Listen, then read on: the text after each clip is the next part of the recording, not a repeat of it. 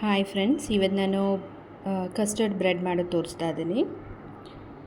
ಇದಕ್ಕೆ ಫಸ್ಟಿಗೆ ನಾನಿಲ್ಲಿ 5 ಸ್ಲೈಸ್ ಬ್ರೆಡ್ ಪೀಸ್ನ ತೊಗೊಂಡಿದ್ದೀನಿ.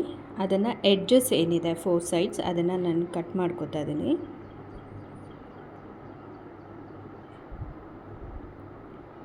ಈ ಥರ ಕಟ್ ಮಾಡಿಕೊಂಡು ಇದನ್ನು 4 ಪೀಸಸ್ ಆಗಿ ಮಾಡ್ಕೊಳ್ಳಿ.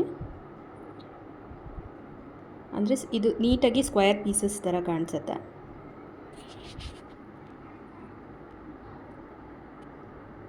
ನೋಡಿ, ಇದು ಈ ಥರ ಸ್ಕ್ವೇರ್ ಪೀಸ್ ಕಾಣಿಸುತ್ತೆ. ಈಗ ಇದನ್ನು ಒಂದು ಪ್ಲೇಟಿಗೆ ಎತ್ತಿಟ್ಕೊಳ್ಳಿ.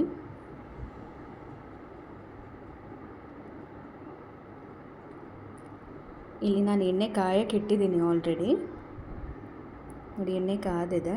ಈಗ ಇದಕ್ಕೆ ಆ ಬ್ರೆಡ್ ಏನಿದೆ ಅದನ್ನು ಹಾಕ್ಕೊಂಡು ಇದು ನೀಟಾಗಿ ಫ್ರೈ ಮಾಡ್ಕೋಬೇಕು. ಸ್ಲಿಮ್ಮಲ್ಲಿ ಫ್ರೈ ಮಾಡ್ಕೊಳ್ಳಿ, ಯಾಕೆಂದರೆ ಇದು ಬ್ರೆಡ್ ಬೇಗ ಅದು ಕರಕಲಾಗುತ್ತೆ. ಸೊ ಸ್ಲಿಮ್ಮಲ್ಲಿ ಇಟ್ಕೊಂಡು ನಿಧಾನವಾಗಿ ಫ್ರೈ ಮಾಡಿ. ಇದು ಗೋಲ್ಡನ್ ಬ್ರೌನ್ ಆಗಬೇಕು ನೀಟಾಗಿ, ಅಂದರೆ ತೀರಾ ಸೀಸಬೇಡಿ, ನಾರ್ಮಲ್ ಆಗಿರಬೇಕು ಅದು.